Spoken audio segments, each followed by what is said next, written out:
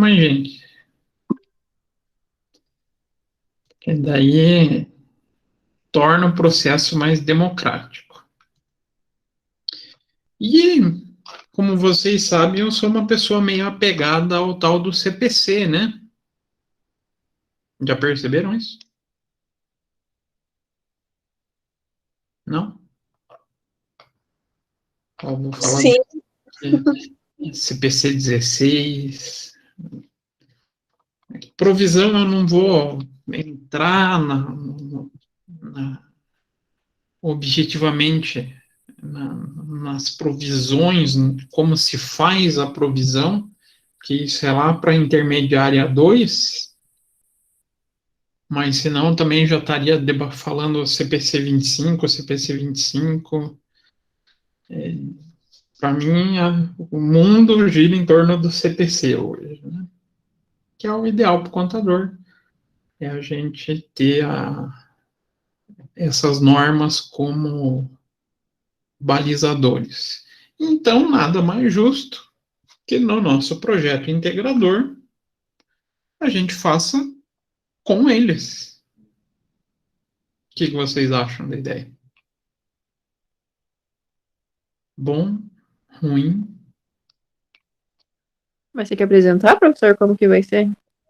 Aí isso que a gente vai discutir. Vai, esse é o ponto que a gente vai chegar ao formato.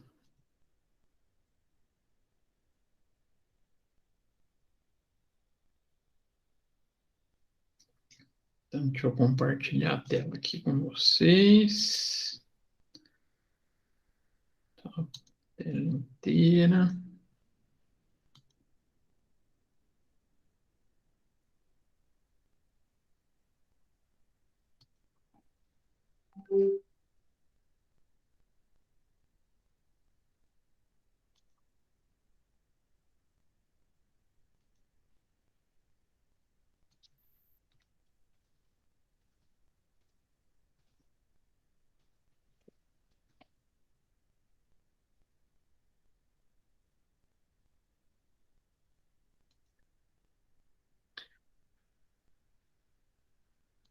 Então, vamos lá. Vocês estão vendo aí, né?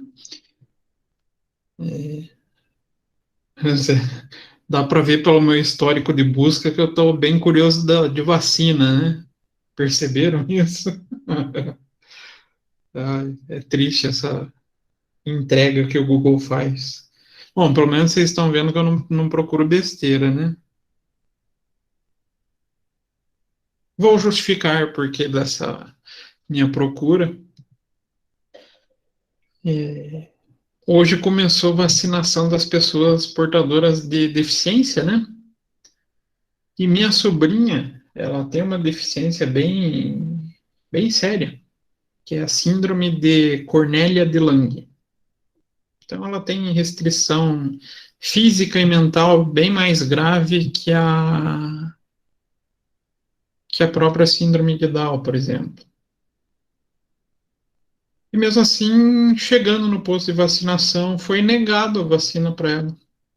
Sim, não precisa de laudo, não precisa nada. É visível que ela é uma pessoa com restrição. A comparação é que hoje ela tem 23 anos e tem idade mental de 3 anos de idade. Então, aí eu acho que eu vou ter que entrar no pequenas causas para garantir essa vacinação dela. Então, estou preparando uma petição para garantir esse direito dela, né? Mas vamos aos CPCs. Não é Código de Processo Civil, tá? Comitê de Pronunciamentos Contábeis. Já passearam nesse site? Alguém já teve a curiosidade de fuçar nele?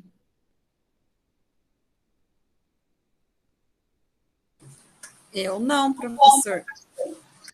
Então, criem, gente. Esse site aqui, ele é super importante para a nossa profissão. Na verdade, hoje ele é o que define quem a gente é, né? Então, aqui tem as entidades que participam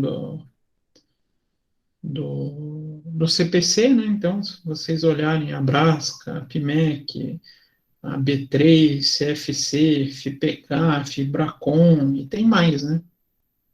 Daí entra a ANEEL, Anatel, todas as entidades, SUSEP, entidades reguladoras, né? E, para a gente, o que tem de interessante está aqui,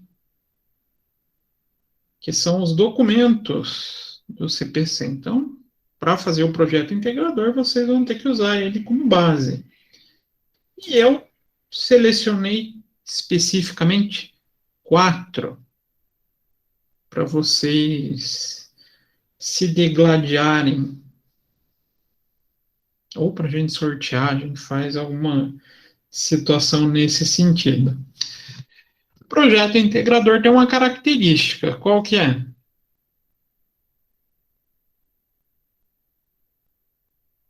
Qual que é a ideia da integração?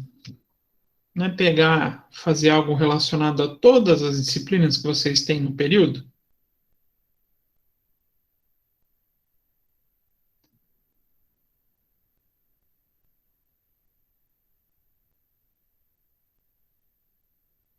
É isso, não é? E quais as disciplinas vocês estão tendo no período?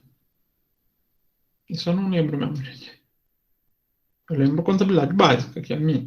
Qual mais? A gente tem finanças corporativas, Que é mercado financeiro de capitais, né? é, Qual mais? tem Legislação. Legislação, que é a legislação contábil, né? Então, que mais? matemática financeira. Matemática financeira. E mercado de capitais, professor. Olha o quanto que vocês têm de disciplina relacionado à área financeira. Bastante coisa, né? Quem está um pouquinho mais fora dessa área de finanças é quem? Contabilidade, né? Apesar da gente ser fonte de informação financeira, e legislação. Então, eu acabei separando especificamente 4 CPCs. Primeiro, arrendamentos. O que é um arrendamento?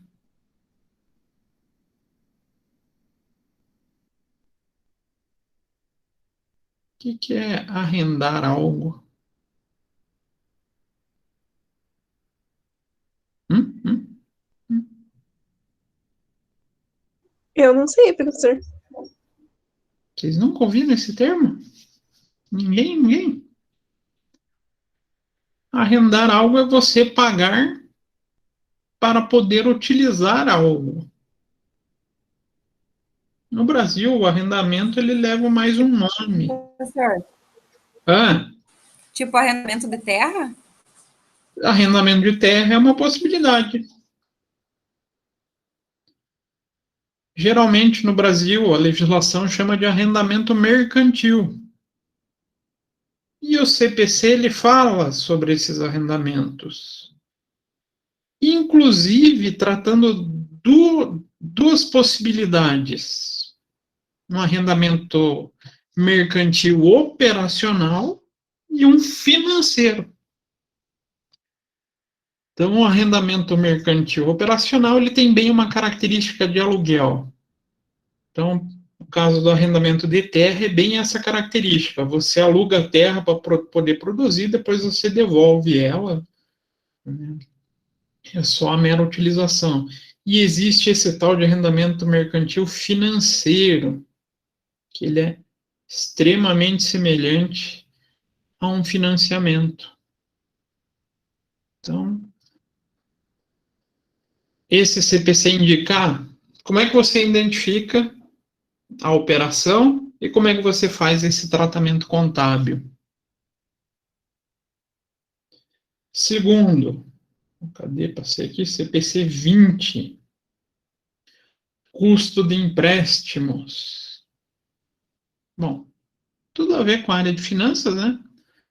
Falar em custo de capital, em empréstimos, o CPC 20 vai trazer o tratamento contábil que a gente dá para essa figura dos empréstimos. E não peguei o 48, mas sim o 39 e o 40. Apesar que eles levam os três o mesmo nome, 39 e o 40 eles são mais práticos que o 48. Eles são importantes igualmente, mas eles têm uma característica mais prática. Então, a apresentação sobre instrumento financeiro e evidenciação sobre instrumento financeiro. Aí pode ser N tipos de instrumentos financeiros. Vocês, quem acabar pegando esse assunto, faz um resumo,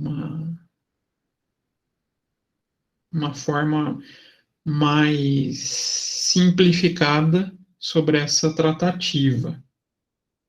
Então, a gente tem 4 CPCs, a gente vai dividir em equipes de 5 pessoas.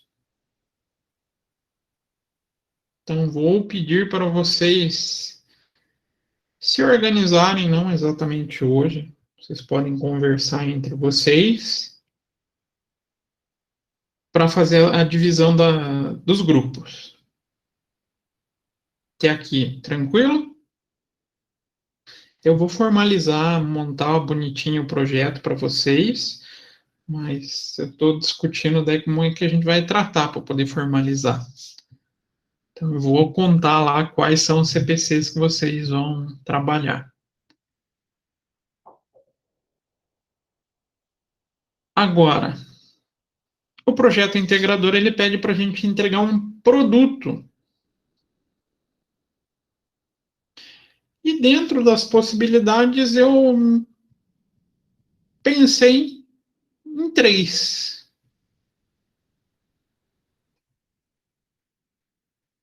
Primeira, criação de um blog. Eu acho essa mais chata. Blog já é uma coisa um pouco ultrapassada, né?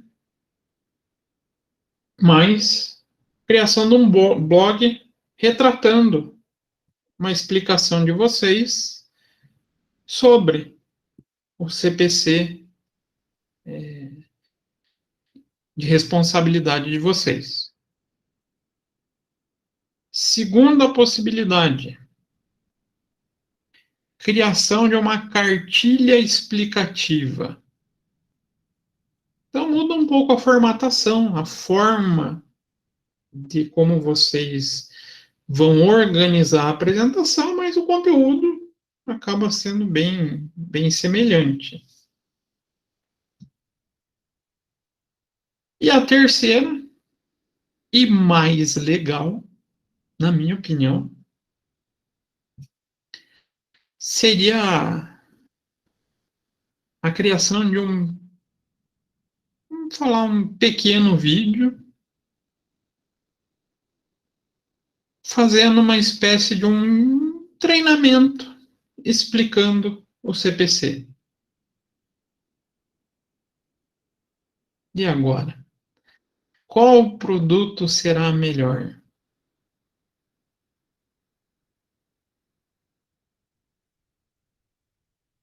O que vocês acham?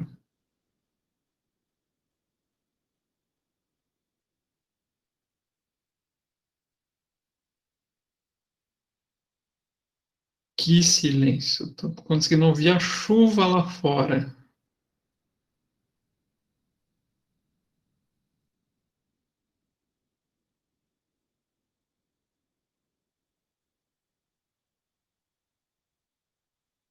Vocês podem falar, tá, gente? Vocês podem votar. Deixa eu ver se tem como botar uma enquete aqui.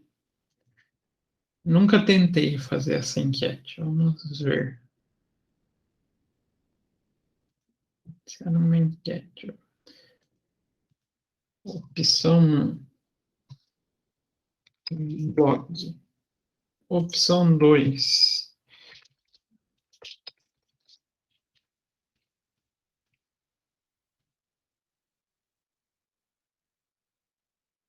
Cartilha explicativa. Opção 3.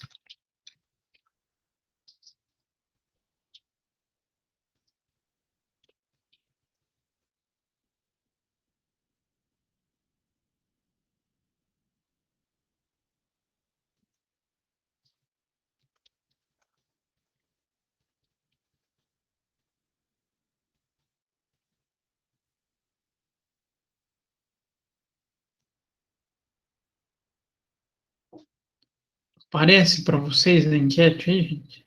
Eu nunca fiz isso no próprio Meet. Parece algo para vocês? Aqui não aparece. Alguém votou aqui já. Eu não sei se vocês têm que abrir ali na barrinha lateral como se fosse o chat. Professor, em vez do blog fosse um Instagram, só uma página, será que não é melhor? Hoje em dia, como você disse, o blog já é mais ultrapassado, né? É que eu não sei se o Instagram vai ter espaço para colocar tudo. Tem, vai colocando por imagens, eu acredito. Faz um post assim, sabe? Ixi, vai dar muito post. Acho que não daria. É que eu não entendo muito de Instagram, tá, gente? Eu acho que não consegue comportar.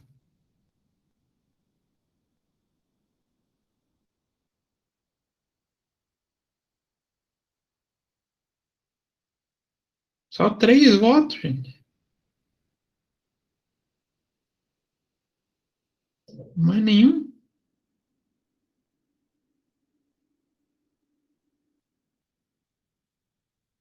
Ou vocês não estão conseguindo votar? Para mim não apareceu nada, professor. Você tentou abrir como se fosse a Pra mim também não, professor. barrinha do Eu chat? também não. Professor, ali clica nos 3 pontinhos, daí vai aparecer atividades, daí vai aparecer enquete. Ah, obrigado. Não sabia disso. Ó, então, fica a dica da Flávia. 3 pontinhos, atividades. Bacana. Obrigado por me ajudar a entender a ferramenta.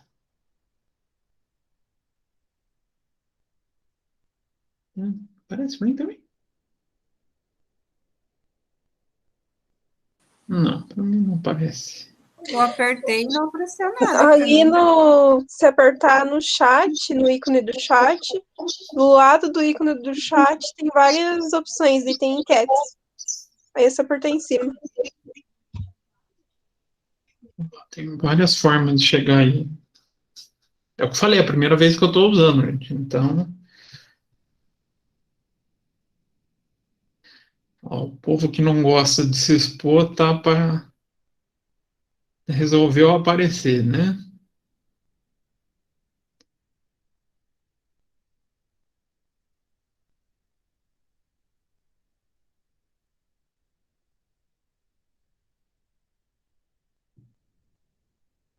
Conseguiram? Conseguiram?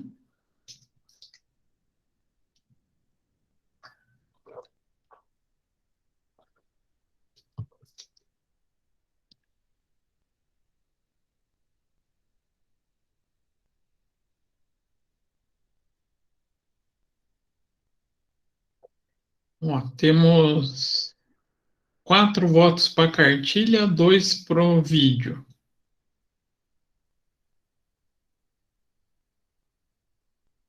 Professor, Oi? eu não consegui chegar em casa ainda. Não tô conseguindo abrir meu note, eu tô no celular. Então Ah, eu voto pode ser na cartilha. na cartilha também? Isso. A maioria já foi para 5 contra 2. 6 contra 2 agora. Ixi, então já. Eu voto vencido. Então vamos trabalhar com a cartilha? Então tá, vamos decidir pela cartilha.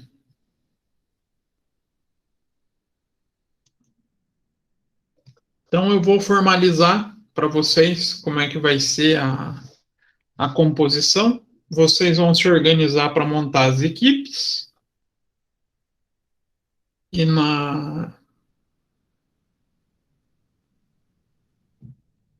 acho que eu consigo mandar no fim de semana. Não, se bem que acho que é melhor deixar para a próxima aula para a gente decidir quem vai pegar que assunto. Ou vocês preferem que eu sorteie? Hã? Não sei os demais, mas eu prefiro sorteio. Eu também, professor, prefiro sorteio. Eu também. Também? Ah, então eu sorteio. Então vamos fazer o seguinte: vocês vão me mandar, pode ser por e-mail mesmo, a composição de cada equipe, e eu faço um sorteio. Eu tenho até um aplicativo para sorteio no celular, assim, de modo bem, vamos falar assim, bem imparcial, tá? Então vamos. Tem que ter 5 pessoas, professor? É o ideal, né? Até para diminuir um pouco o trabalho de vocês. Mas se quiserem fazer com menos, não tem problema. A gente repete os assuntos. Mas. Nós somos em quantos hoje na sala, professor? Boa pergunta. Sabe que eu não lembro? É, porque eu acho que nem chega a 20 alunos, professor. Daí... Eu acho que tem uns 15, 14. É. Então vamos fazer com menos. Vocês querem fazer com quantos? Trio, pode ser? Pode ser trio, né? Seria bom. Então tá, pode ser trio. Então formem trios, me informem quem são os trios por e-mail, e daí eu faço o sorteio dos temas. Só para complementar a orientação de vocês aqui. Vocês vão olhar o CPC? Tá, puxa, eu achei esse CPC, eu li lá, caiu o arrendamento para mim, mas eu ainda tenho um pouco de dúvida. Será que o próprio CPC ajuda a gente? Ajuda. Ele tem esses 2 itens aqui, ó. Interpretações e orientações. Então, algo que não ficou muito claro. Ele vai ter algumas possíveis interpretações, onde ele vai tentar esclarecer e exemplificar, assim como as próprias orientações. Então, pode ser que vocês utilizem algo nesse sentido, tá bom? É bom sempre olhar, olha o CPC, o pronunciamento, e dá uma olhadinha nas interpretações e orientações se tem algo para auxiliar vocês. É uma leitura um pouquinho pesada? É uma leitura um pouquinho pesada. Então, vocês vão se deparar com temas assim que não são tão escritos de maneira tão simples, né? Por exemplo, a gente vê que a linguagem ela é muito quebrada. A isenção de conhecimento, para quem é arrendatário, a identificação. Então, mas para fazer essa cartilha, aí vocês vão ter que usar a linguagem de vocês para deixar o mais simples possível o assunto. Pode contar com a ajuda do professor? Pode. Sempre que vocês tiverem dúvida, vocês devem me procurar. A gente vai discutindo o andamento durante o bimestre. Prazo, Quando que vocês têm data limite para me entregar? O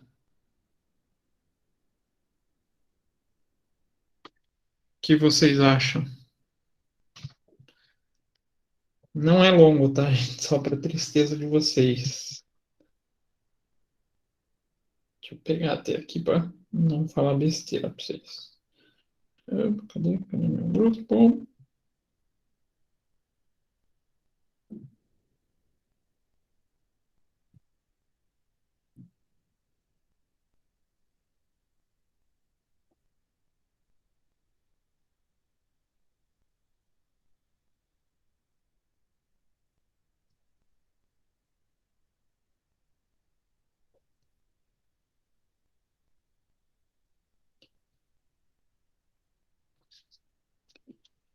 Então, prazo 26/5, tá bom para vocês?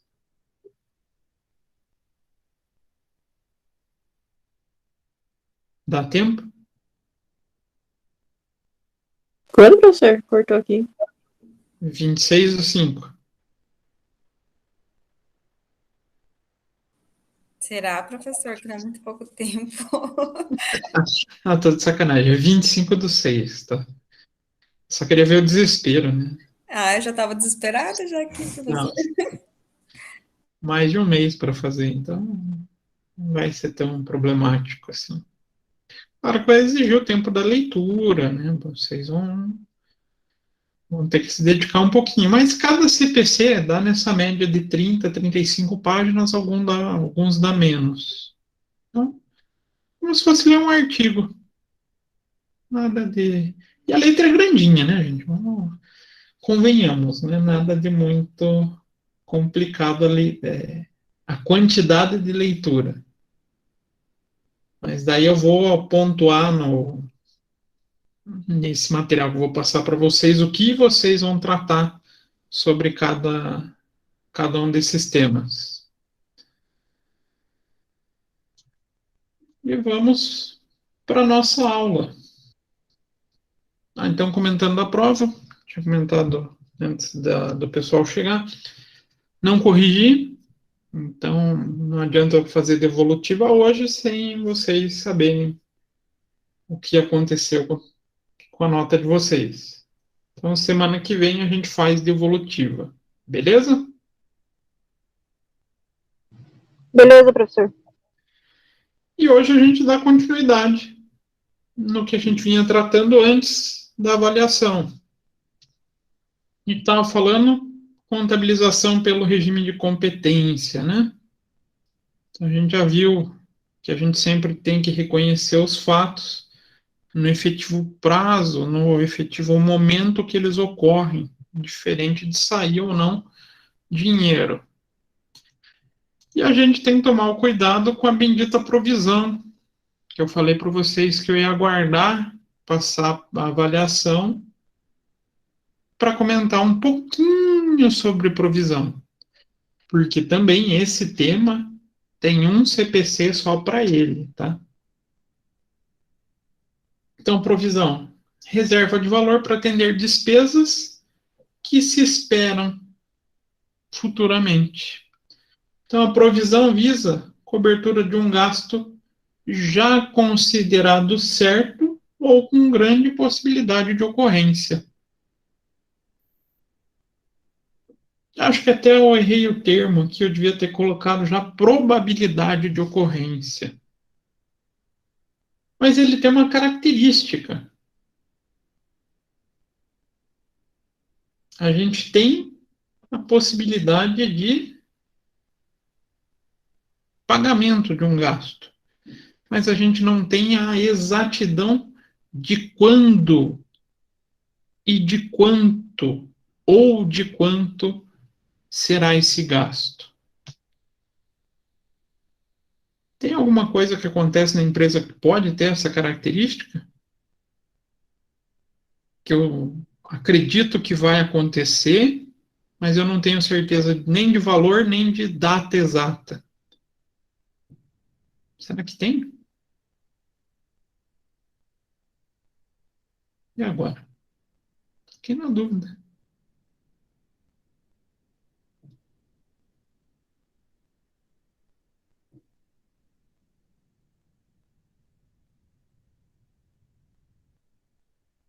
Tem.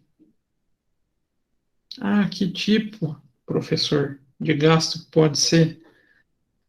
Geralmente, processos judiciais têm essa característica.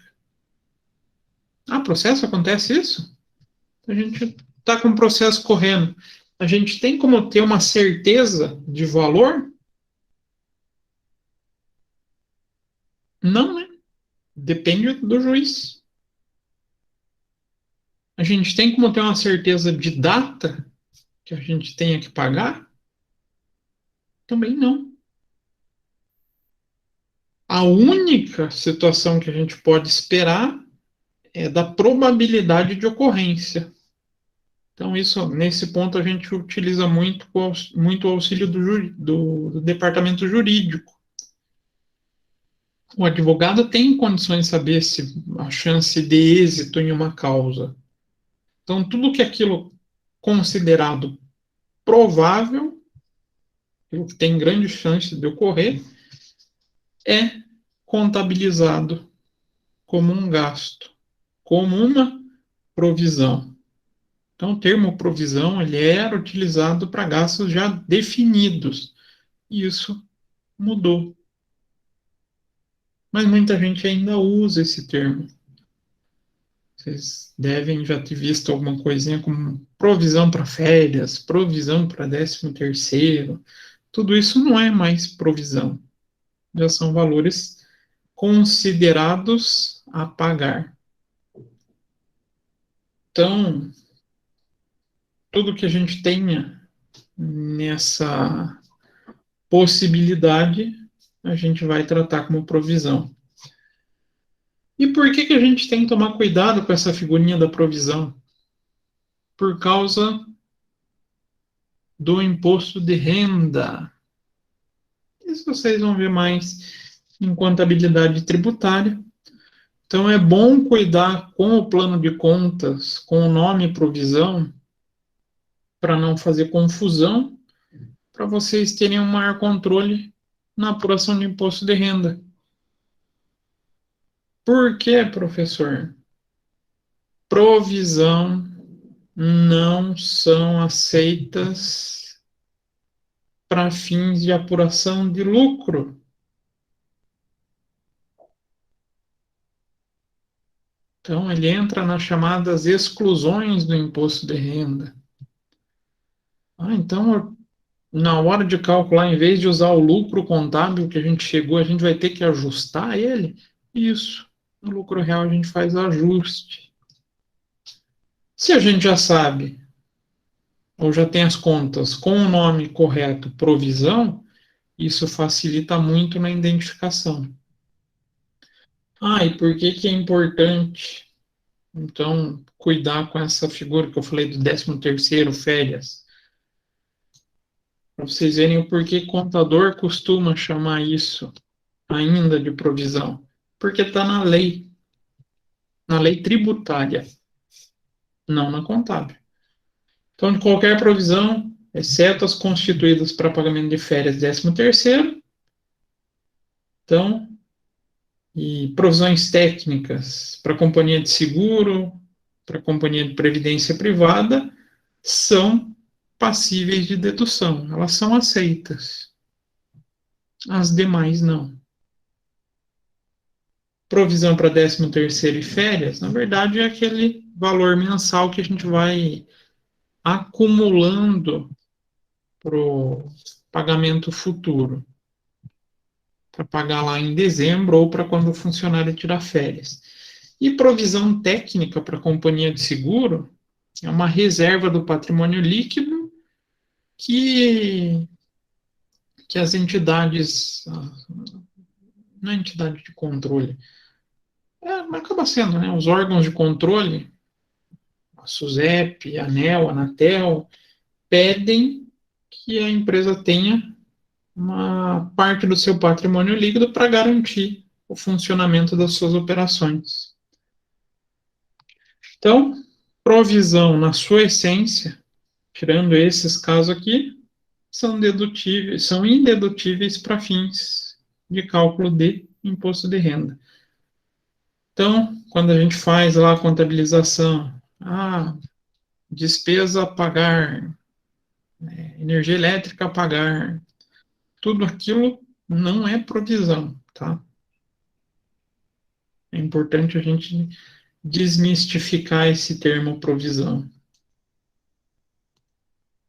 Então, o fisco não aceita a dedutibilidade das provisões consideradas incertas, que eu falei dos processos judiciais. Então, a gente toma esse cuidado para conseguir conciliar o dia a dia entre a contabilidade societária e a contabilidade tributária. Nossa, que estranho, né? Parece que a gente tem duas contabilidades na empresa. Parece?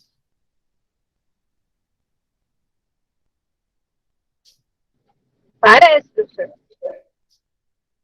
Pior que a gente acaba quase tendo. Vocês vão chegar nos momentos onde vocês vão trabalhar com lucro real, lucro presumido.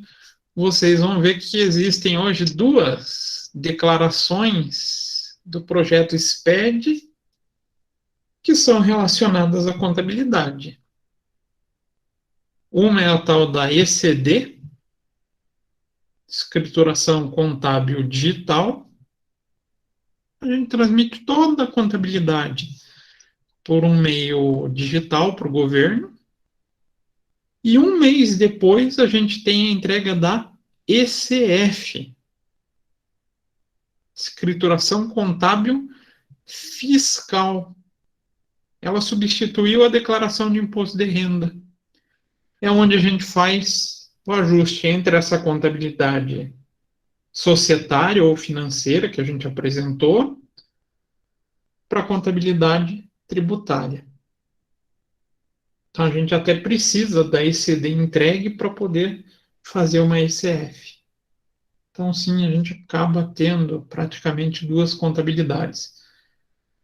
Vem diminuindo essas diferenças, vem. Só que tudo que interfere no recolhimento de imposto, o governo acaba ficando um pouco relutante em aceitar.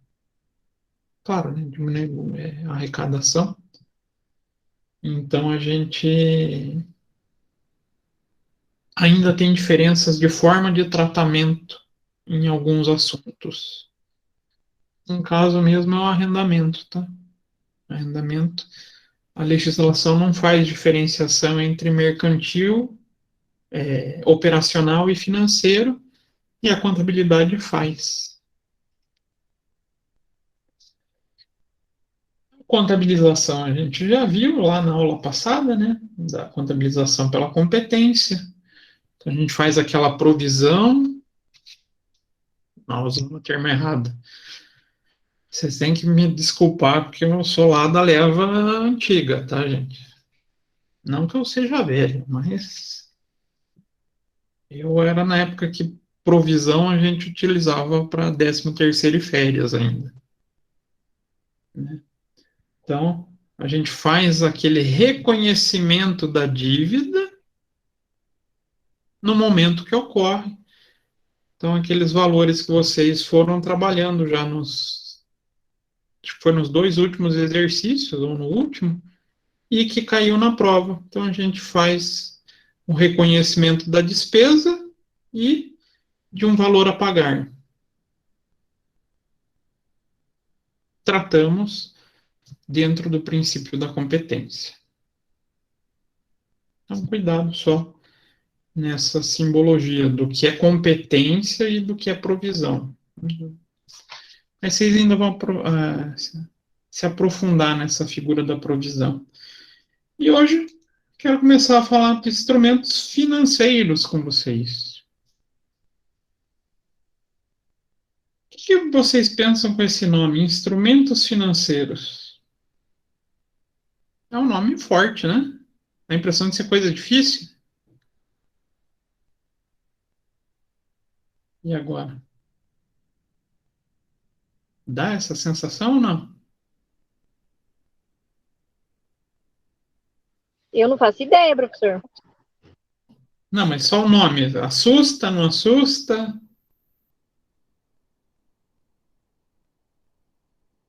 Ou não dá nem para ter noção? Complicada, né? Parece alguma coisa bem complicada. Que eu falar um termo instrumento dá a impressão de algo complexo, né? Algo rebuscado, difícil. Mas não. A maioria dos instrumentos financeiros são simples. O que são os ditos instrumentos financeiros? Todo e qualquer contrato que gere um ativo financeiro para uma parte, enquanto para uma outra parte, uma outra empresa, gere um passivo financeiro, um instrumento patrimonial.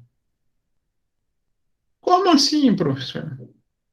Então, um exemplo de um contrato que gere um ativo para uma pessoa e um passivo para outra pessoa.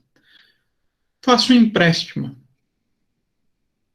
Vamos pensar vocês emprestando para o cunhado. Pode ser que vocês não recebam, mas vai gerar um ativo? Gera um direito para alguém?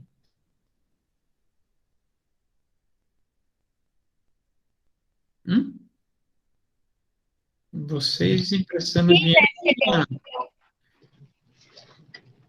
Vai gerar para quem esse direito?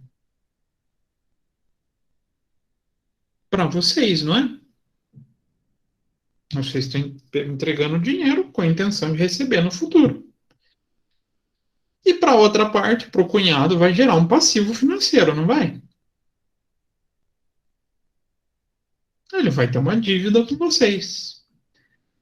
Então, um exemplo possível é um empréstimo. Tudo que gere um ativo financeiro para uma empresa e um passivo financeiro para outra empresa, vendo as duas empresas em separado, né? A gente tem a caracterização, então, de um instrumento financeiro.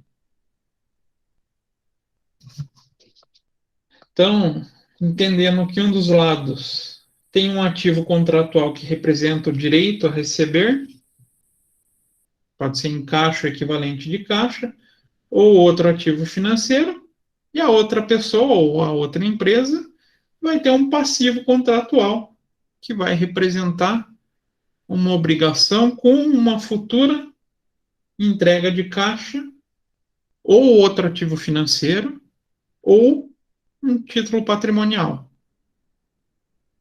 Então, vamos buscar melhor o que é essa característica de ativo e passivo financeiro. Exemplos comuns de ativos financeiros que representam direito a receber caixa no futuro, com seus correspondentes passivos financeiros, que vai necessitar a saída de dinheiro no futuro. Contas a pagar e a receber. É um ativo financeiro e um passivo financeiro? Contas a pagar, então. Eu comprei a prazo do meu fornecedor. Representa uma futura saída de caixa para mim? Então, está aqui, é um ativo financeiro que vou ter que entregar caixa no futuro?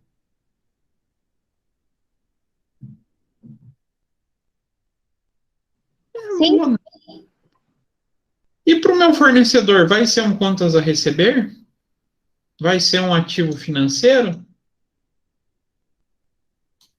Ele vai ter o direito de receber esse valor no futuro? Sim. Está aí caracterizado um instrumento financeiro. Notas promissórias, notas a pagar e a receber. Também. Empréstimos a pagar e a receber. Título de dívida, tanto a pagar quanto a receber. sempre vai ter uma empresa que vai estar devendo e uma outra empresa que vai estar tendo um direito de receber no futuro. Então, a gente tem no nosso dia a dia muito instrumento financeiro que a gente movimenta sem perceber. Não tem? Sem pensar muito no instrumento financeiro. Vocês já contabilizaram vários. Quando vocês vendem a prazo, compram a prazo, tudo isso está gerando um instrumento financeiro, um contrato de dívida para um e de direito para outro. Tranquilo esse conceito? Mais ou menos?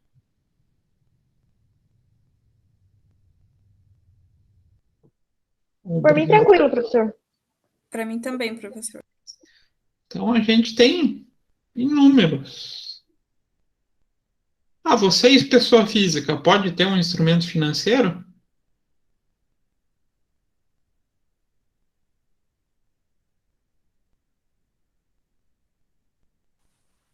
Acho que sim, professor. Acha que sim? Sim, se eu compro lá no cartão de crédito, vou ficar devendo para o banco. É um instrumento financeiro. Ah, vocês podem estar na situação inversa, onde alguém vai ficar devendo para vocês? E com o banco até, vamos pegar o exemplo com o banco. Se vocês fizerem uma aplicação, não vai gerar um ativo financeiro para vocês, vocês vão ter o direito de receber essa aplicação, e o banco vai ter que pagar vocês lá no futuro? Sim, professora, eu já fiz isso, já acho que é PIC, que eu fiz pelo Itaú, eu fiquei pagando durante, acho que 1 ano, daí depois de 1 ano eu fui lá e peguei, é isso? Isso é uma forma, uma das inúmeras possibilidades de aplicação financeira, né? Mas algumas são prazerosas de receber, outras nem tanto, né? Por exemplo, quem aplica na poupança também é um instrumento financeiro, só que geralmente quando sai o rendimento a gente fica meio tristinho, né? Então, falando nessa figura da aplicação financeira, a gente vai tratar o primeiro tipo de instrumento financeiro, que é justamente as aplicações financeiras. Então, a gente caracteriza em grupos, em formas de instrumentos financeiros. Então, em períodos em que há ociosidade de caixa na empresa, o que é a melhor coisa para ser feita? A aplicação dos recursos. Concordam comigo? Se vocês fossem gestores, tá o dinheiro lá na empresa guardado, vocês preferem deixar guardado ou fazer uma outra coisa com ele? E agora? Vocês têm dinheiro. Que decisão tomar? Compro mercadoria? Aplico?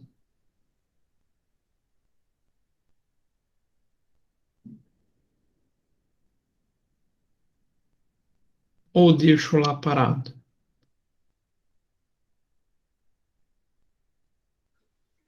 É melhor aplicar ou comprar estoque, né? Aplicar ou pôr no estoque? Melhor que deixar parado, né? Depende da circunstância, você vai escolher o caminho daí que vai fazer, né? Parado, jamais. Por que não pode deixar parado, professor? Ah, o que a gente tem de característico e que o brasileiro convive já muito, muito tempo com ele e vem assustando a gente novamente? Que vem subindo os preços no mercado. Inflação? Inflação, então, dinheiro na empresa a inflação corrói o poder. Então, tendo esse problema da inflação, é melhor a gente garantir que esse dinheiro tenha a busca de uma renda. Em geral, os melhores caminhos é a aplicação financeira. Ah, por que não o estoque, professor? Estoque muitas vezes tem um problema ou de prazo de validade ou de se tornar obsoleto, mas em períodos de alta inflação o estoque pode ser um investimento. Então varia muito de caso a caso, mas na grande maioria, em períodos, vamos falar assim, de baixa variação de inflação, a gente não investe muito em estoque. Estoque parado não é tão bom assim também, né?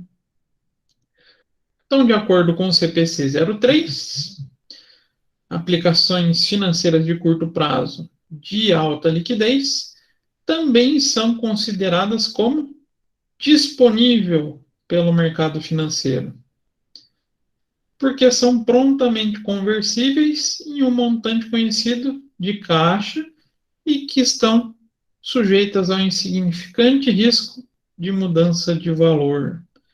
Também são consideradas equivalentes de caixa. O que o CPC 03 quis falar com isso?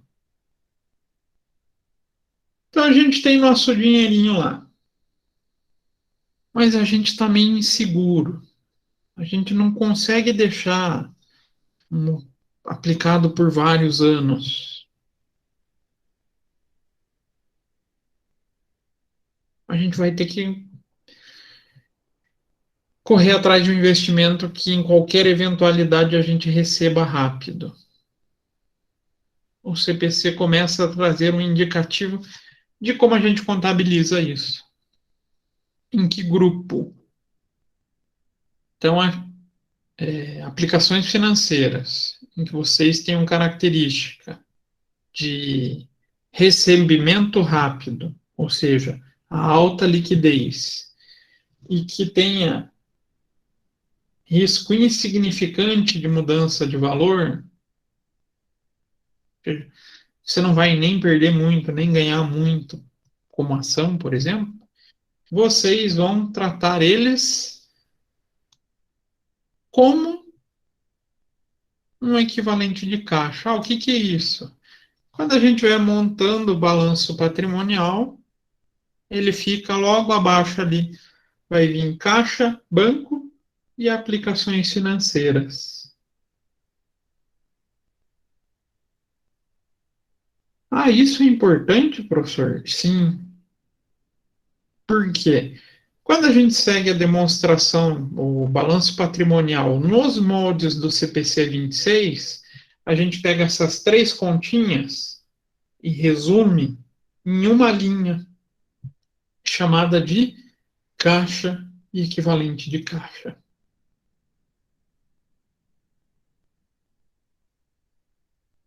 Então, é como se a gente tivesse um dinheiro no banco. Deu para entender? Mais ou menos? Ou não consegui explicar?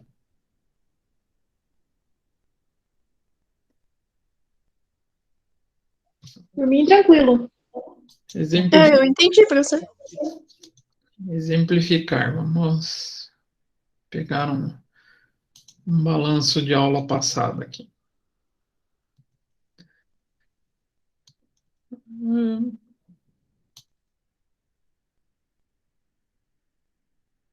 Então, aqui, a gente tem o nosso balanço bonitinho.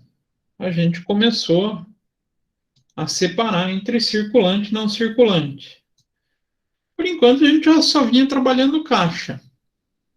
Mas quando a gente tiver uma aplicação financeira,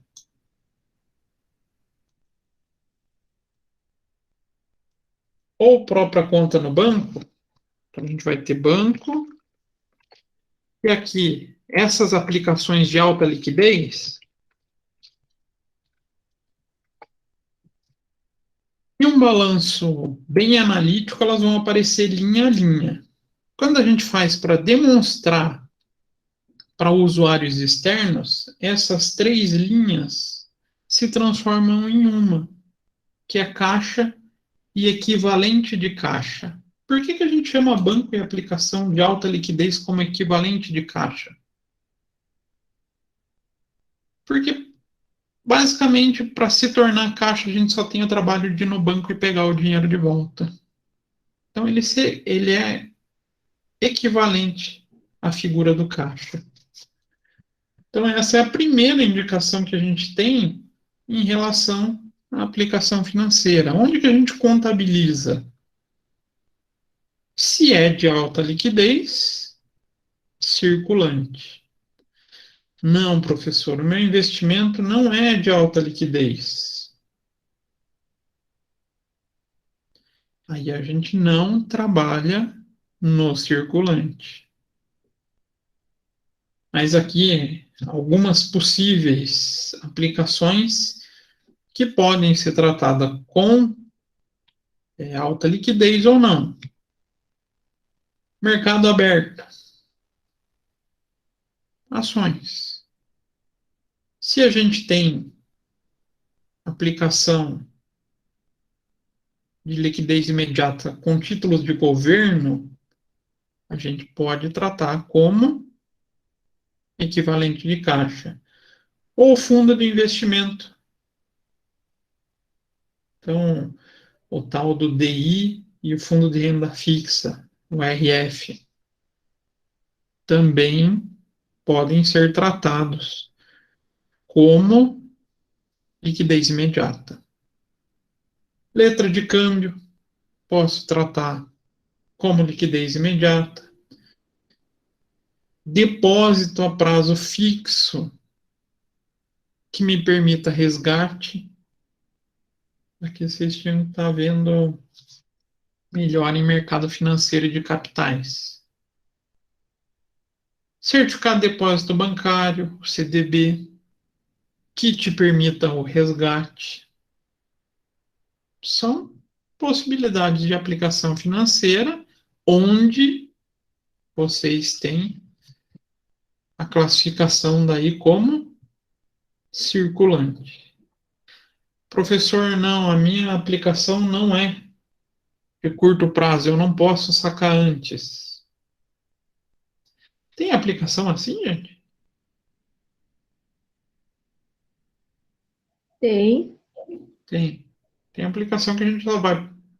Contratualmente, a gente só pode retirar depois de um período. Ou senão a gente vai pagar uma multa onde se torna um prejuízo em vez de uma aplicação, né? Aonde eu trato?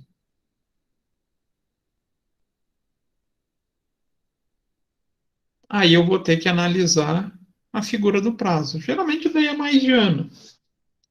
Vai lá para o não circulante. No não circulante, a gente costuma dividir em alguns grupos. Realizável a longo prazo, investimentos e imobilizado, que são os principais grupos. Tem também um intangível aqui, mas ele é menos comum. Então aqui a gente já tem um grupo que fala deles, né? Investimentos. E tem também aquele título que eu posso investir, porque eu posso resgatar a qualquer momento, mas eu não tenho intenção. Será que existe caso assim? E agora?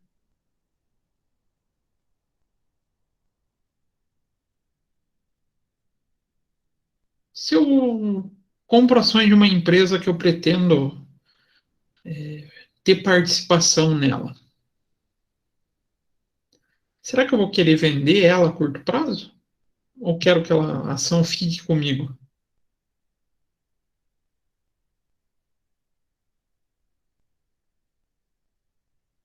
Já pensaram nisso?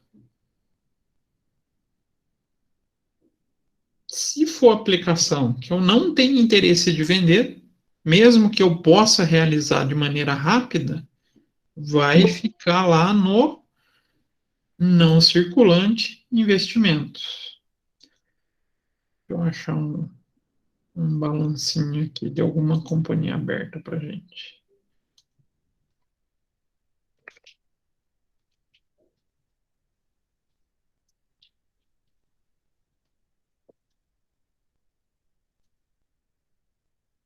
Não vejo geralmente.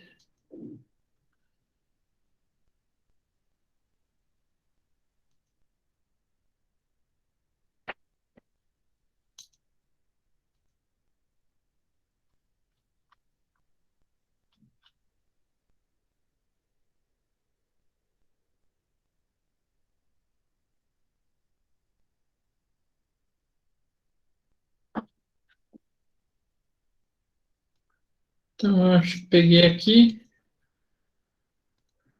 Divulgação da Gerdau. Vejam como ele traz duas possibilidades aqui. Traz uma linha de caixa equivalente de caixa e uma linha de aplicação financeira. Por que tem essa diferenciação, professor? Aqui entra a aplicação de alta liquidez, que se enquadra naquelas características que eu falei, e aqui pode ser títulos de prazo fixo que vai vencer, por exemplo, daqui a 11 meses. Aí é circulante? Entra naquela regrinha lá da realização dos 12 meses.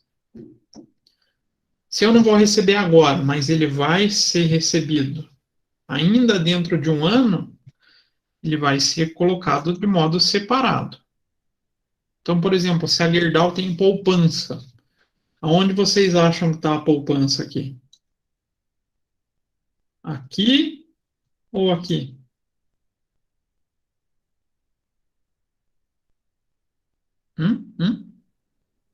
Na primeira ou na segunda linha? Na primeira? Na primeira? Maria e Kathleen falaram juntas. As duas concordam?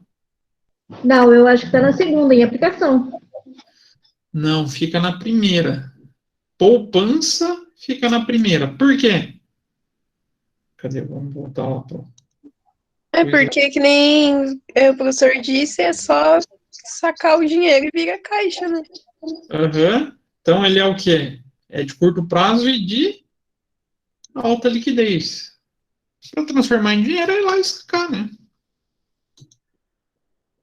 E a mudança de valor nesse saque é insignificante. Ou, na verdade, na poupança nem tem. Já se fosse um CDB vencendo em 11 meses.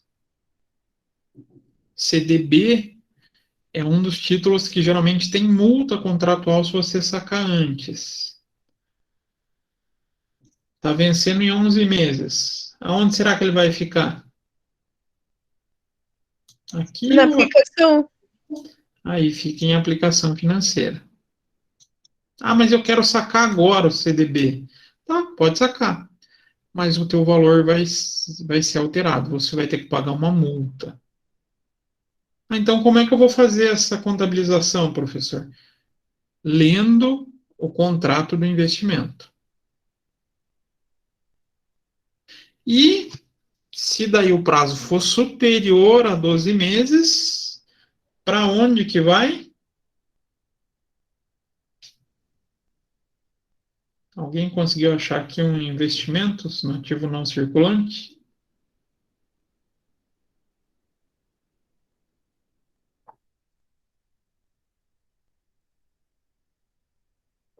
Acharam? Ó, tem uma categoria de investimento aqui. Investimentos. Que a gente pode ter duas categorias, né? De acordo com a mensuração do ganho. Mas isso é mais para frente que vocês vão ter. Mas venceu acima de 12 meses, vai aqui para o não circulante, investimentos. Então, aqui é o reconhecimento inicial.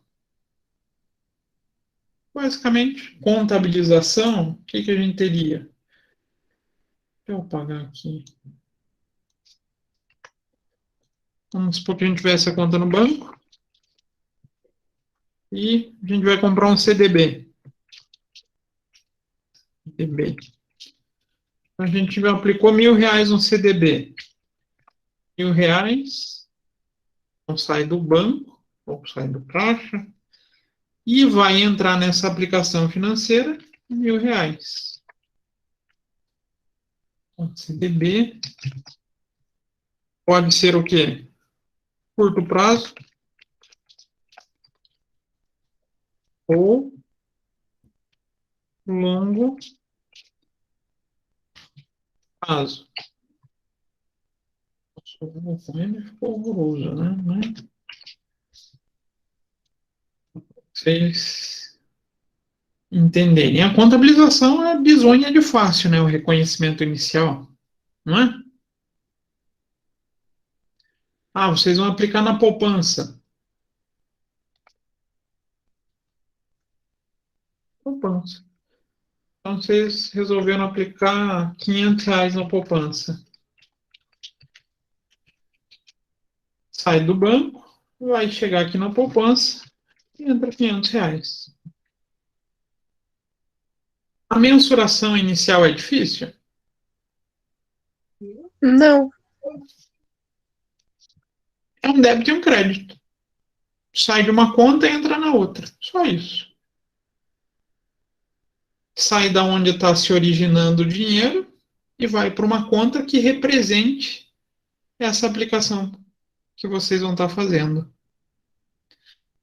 O único cuidado que a gente tem que ter, para vocês ainda não vai surtir esse efeito, tá? Porque a gente não passou. Na verdade, isso vai ficar para intermediária. Os moldes do CPC 26 para balanço. Que aqui o da Gerdau está nos moldes do CPC 26. Vocês podem ver que ele é bem mais enxugadinho, né? Vocês acham que a Gerdau tem só essas continhas aqui contabilizadas? Não é, né? Vamos procurar a nota explicativa de caixa. Ah, eles não colocam a nota explicativa aqui.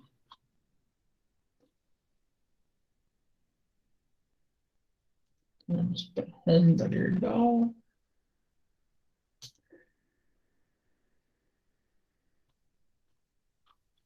Ó, aqui, que é o balanço completo.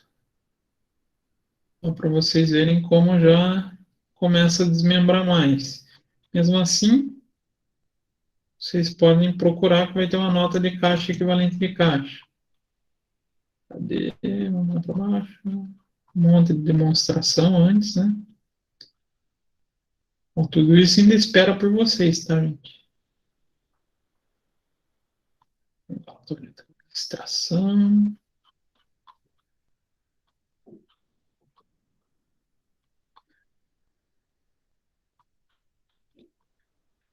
E notas explicativas.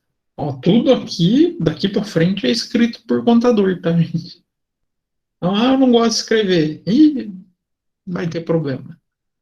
Contador hoje em dia escreve.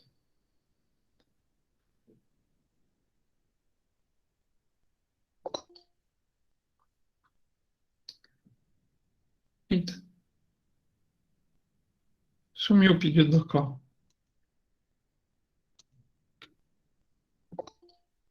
Apareceu.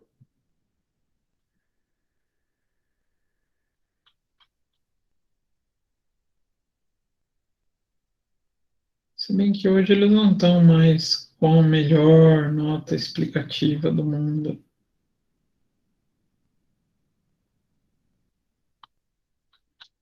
Eles não detalharam as contas contábeis.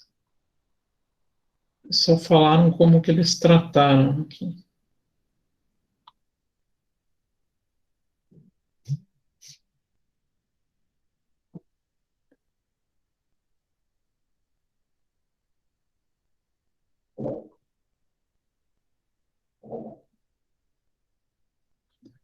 Então, a Gerdau, infelizmente, já deixou de ser um bom exemplo. Devia ter puxado da Embraer, que é mais bonitinho. Mas vocês podem desmembrar o que é caixa, o que é banco, o que é investimento de alta liquidez dentro da nota explicativa, mas apresenta uma linha só. Mas a contabilização a gente faz em conta separada. Então, nada que seja muito complexo.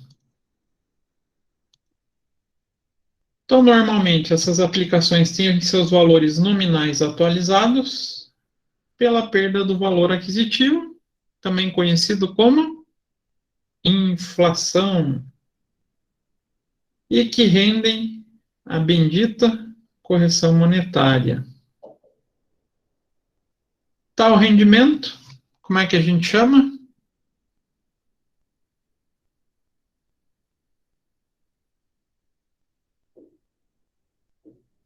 A nossa aplicação está perdendo valor. Uma das funções da aplicação financeira é repor essa perda de valor, né, que é a reposição da inflação. O que a gente ganha com essa reposição? O que a gente tem incidindo? A figura dos juros. Nossa, juros não é quando a gente paga? Não dá essa sensação? Que juros é quando eu pago, professor. Pago atrasado. Não tem essa sensação? Mas vocês podem encontrar o nome de juros ativos. O que seriam juros ativos? Receitas financeiras. Receitas de aplicações financeiras. Mas gravem essa figurinha, juros ativos. Por quê? Adivinha onde eles gostam de cobrar esse tipo de nome? Alguém arrisca?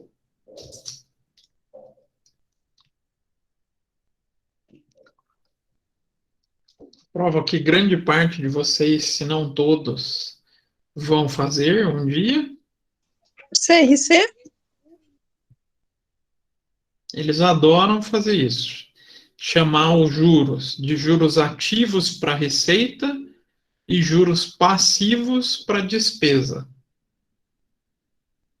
Tem como tentar memorizar um jeito fácil? Só lembrar, ativo, direito. Então, direito é bom. Então, juros ativos, receita. Algo bom. Passivo, geralmente, a gente pensa em algo ruim, uma conta a pagar. Então, juros passivos é o juro que eu paguei por algum atraso.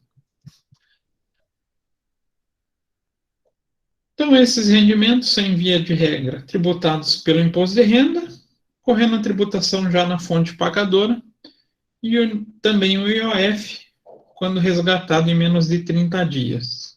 Não vou entrar muito no mérito do cálculo do IOF da tributação, porque eu acredito que o professor de mercado financeiro e de capitais deva falar alguma coisa disso para vocês.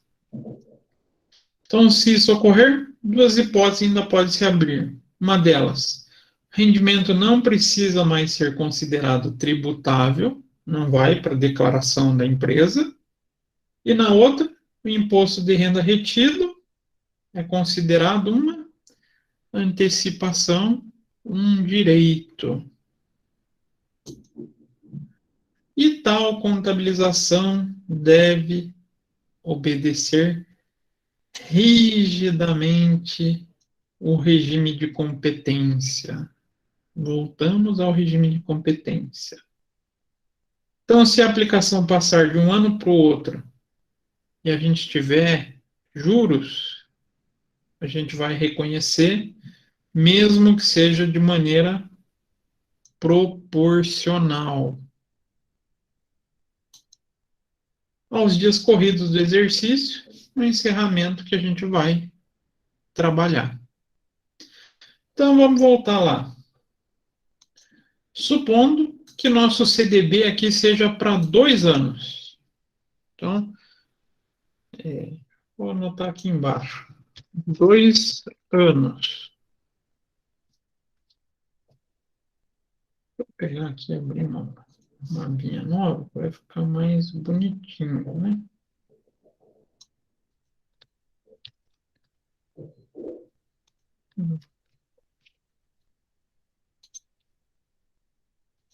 Cadê minha branca? Aqui. 2 anos a uma taxa de 10% ao ano.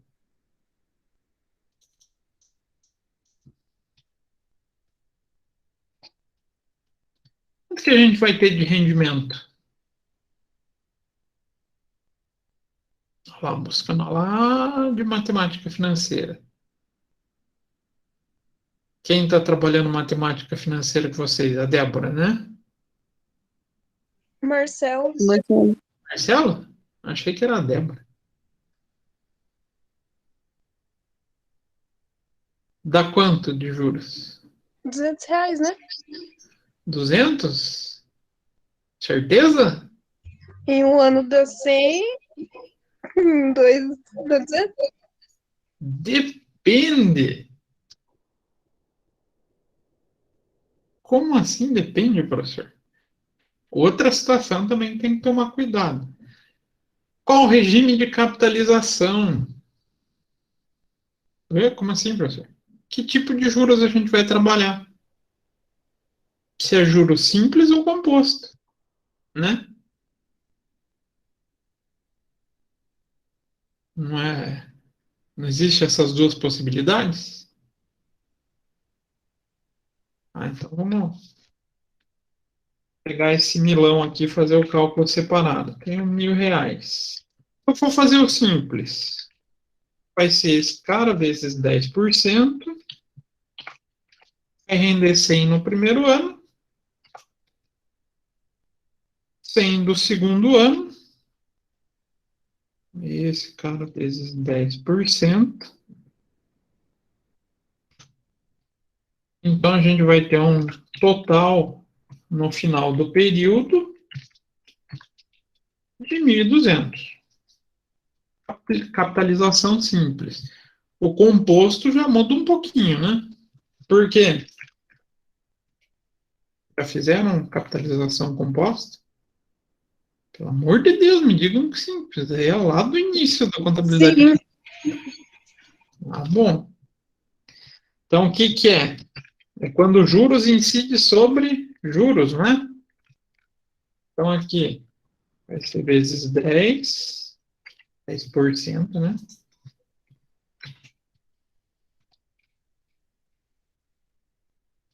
A segunda, os juros vai incidir sobre a soma do principal mais o que já rendeu de juros, vezes 10%.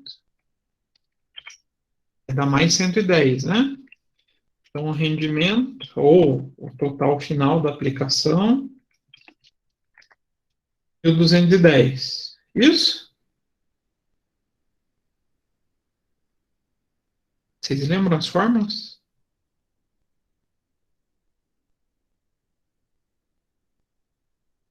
Quem lembra a fórmula desse?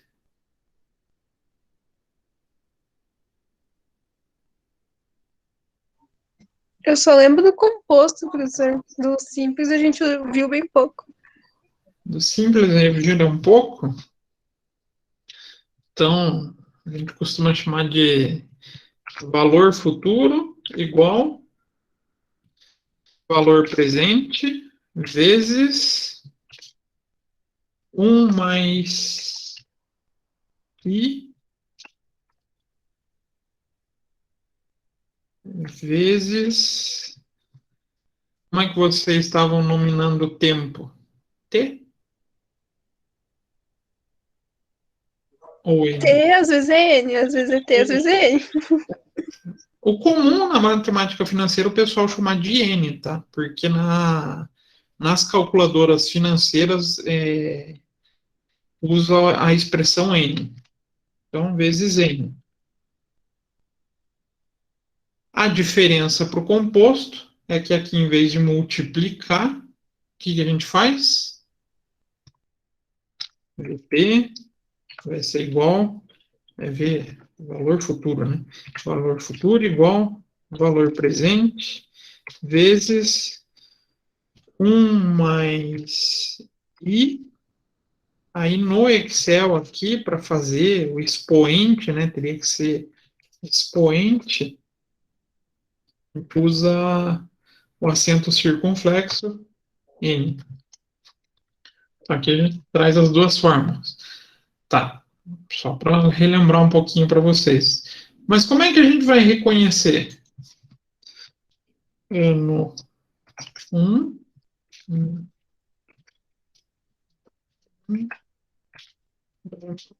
2. Estamos fechando o ano 1. Princípio da competência fala para a gente reconhecer no período que o fato ocorreu. Mesmo que a gente ainda não sacou, esses R$ 100 já existe o direito. O período já aconteceu. Vou lá em uma continha, ou de juros ativos, ou simplificar receitas financeiras, e vou reconhecer o quê? Receita. Reconheço como débito ou crédito? Crédito. Crédito. Quanto que eu vou reconhecer aqui? 1.100? Ou não?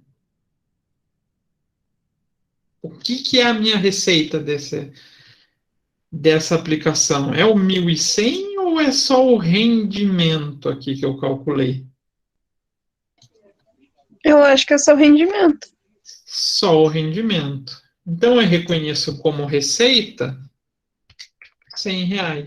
E a contrapartida, onde será que vai parar? Aqui no nosso CDB eu vou reconhecer que ele aumentou R$ 100. Então isso, ano 1. Ano 1. Beleza? Passou o segundo ano. Então a gente vai reconhecer esse segundo período. Vamos fazer pela contabilização aqui de juros simples. O que eu tenho que fazer? Reconheço a receita do ano 2.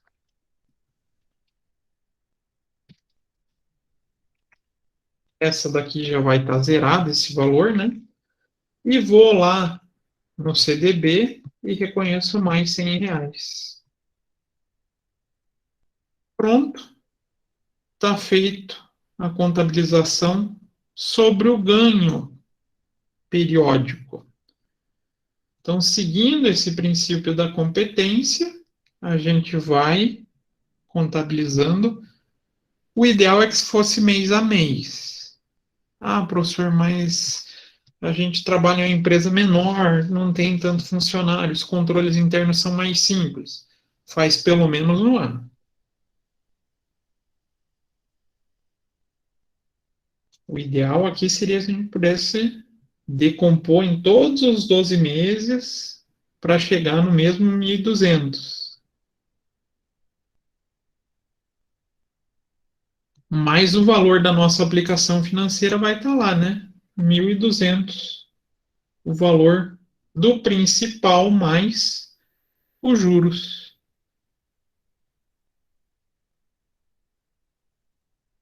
Tranquilo? Mais ou menos?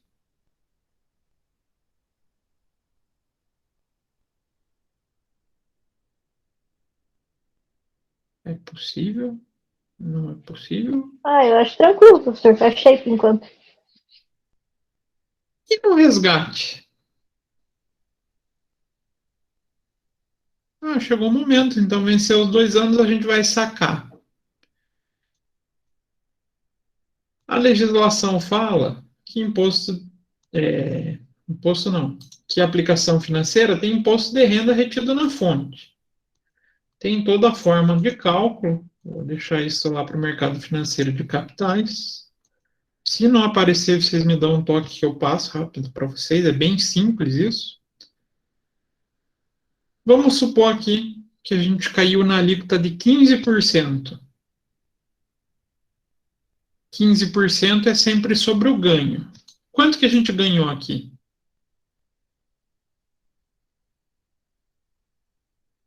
Foi R$ 200, não foi? O nosso ganho. Então, o nosso imposto de renda, retido na fonte, vai ser o quê? R$ 200 vezes 15%. Então, o banco vai passar 30 para a Receita Federal. Então, a gente vai ter uma continha lá.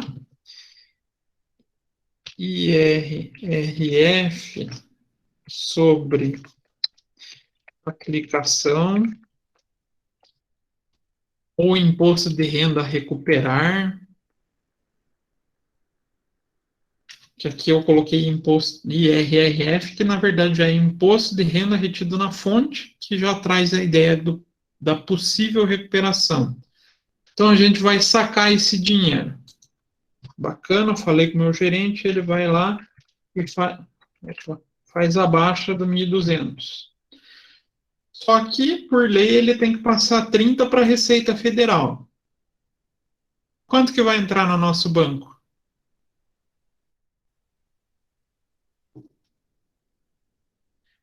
A gente tem 1.200, o banco tem obrigação de passar 30 para a Receita Federal. 1.170.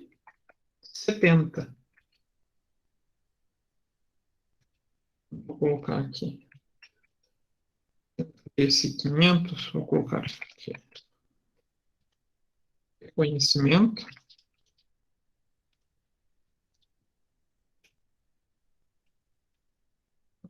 Está meio juntinho, mas essa linha aqui do reconhecimento.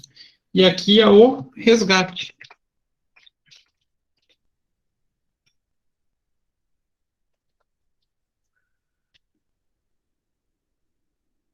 Então, como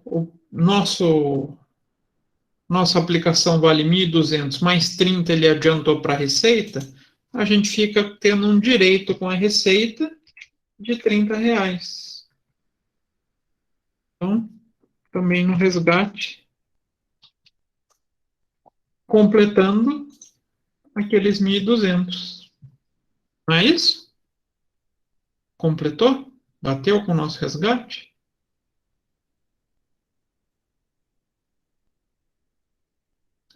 Nos nossos exercícios eu vou dar isso aqui pronto, tá? O cálculo do IR eu já vou trazer feito para vocês, mas tem uma tabela progressiva para isso. Mas aqui se assemelha àquela ideia do ICMS a recuperar. A única coisa que agora a gente está tendo uma tributação sobre o nosso ganho financeiro, que é antecipado. Tranquilo? Mais ou menos? Sim, professor, a gente chegou a ver isso em mercado de capitais, financeiro de capitais. Vocês me deixam aqui falando como se vocês não tivessem tido. Que vontade de matar vocês. Então, provavelmente vocês viram, então, contabilização de depósito a prazo fixo. Viram?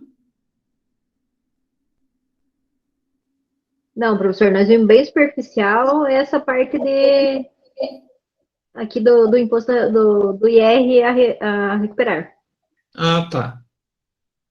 O Mas restante aqui a não. gente vai ter duas formas de contabilização, que daí eu vou tratar na próxima aula com vocês. Quando tiver depósito com prazo fixo, tem características específicas, né? Cadê? Aqui estão os exemplos que eu vou tratar com vocês. E prazos, depósitos com prazos variáveis.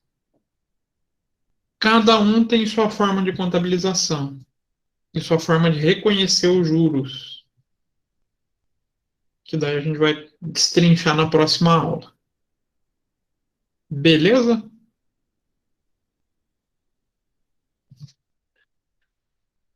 Beleza, professor. Eu vou excluir. Se bem que vocês falaram que viram isso daqui, fica mais tranquilo. E hoje a gente vai revisar, vai refazer na próxima aula, né? Então, tarefa de casa de vocês.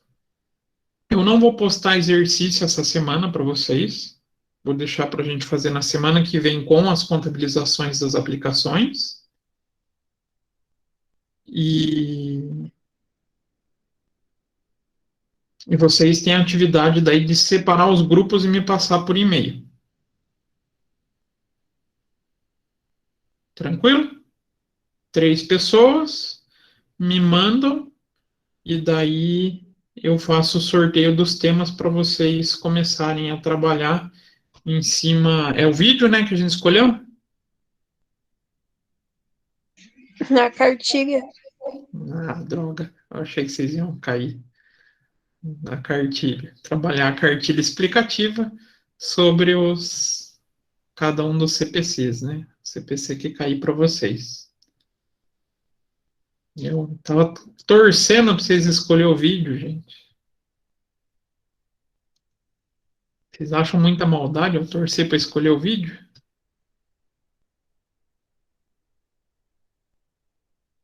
Vocês têm que começar a treinar isso, gente. Falar para os outros. Isso é importante para a vida do contador. E é uma coisa que a gente não se aventura muito, né? A pessoa que acaba escolhendo contabilidade, geralmente ela é já mais quieta. Pode ver que vocês nem me respondem. Garanto que se fosse uma turma de direito, já ia estar tendo debate até na turma, já tá briga, tudo mais. Mas contador é tudo quieto.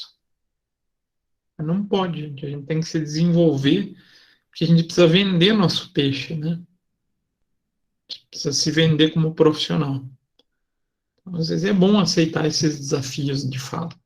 Mas ficou com uma cartilha. Então, para essa semana, fica só essa separação dos grupos e a atividade de frequência. Aí a gente se encontra quinta-feira que vem. Beleza? Beleza, professor. Então tá. Então hoje, um dia excelente para dormir, né? Com essa chuvinha. Não sei se aí na região de vocês está chovendo, mas aqui em Pinhais está. Então, estão dispensados para poder curtir uma noite de sono com barulho de chuva.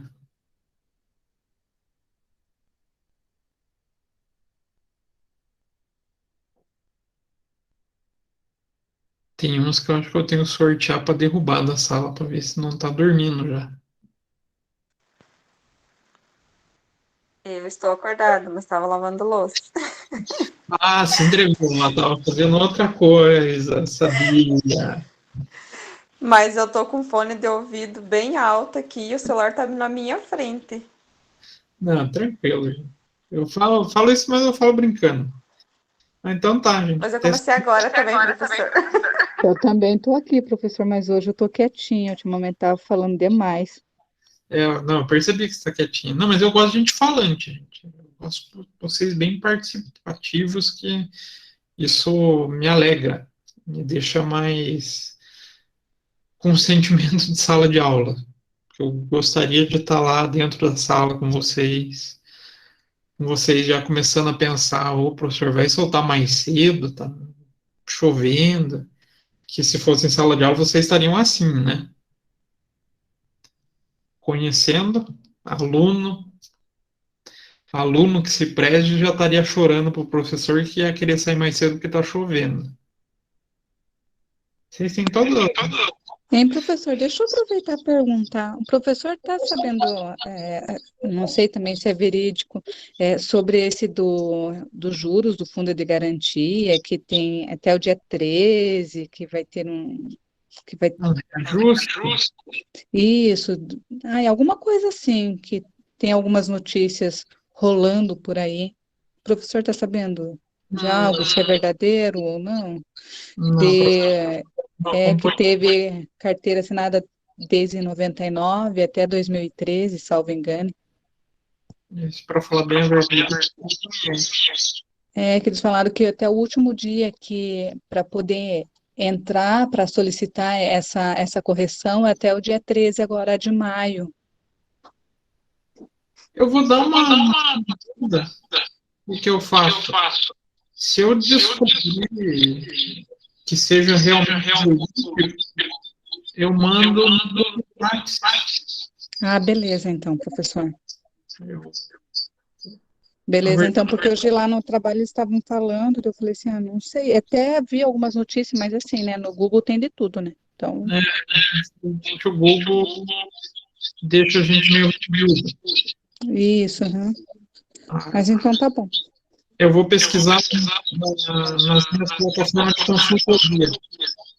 Maravilha, então, professor. Obrigadão. De nada. O que mais, gente? Mais dúvidas, perguntas, questões?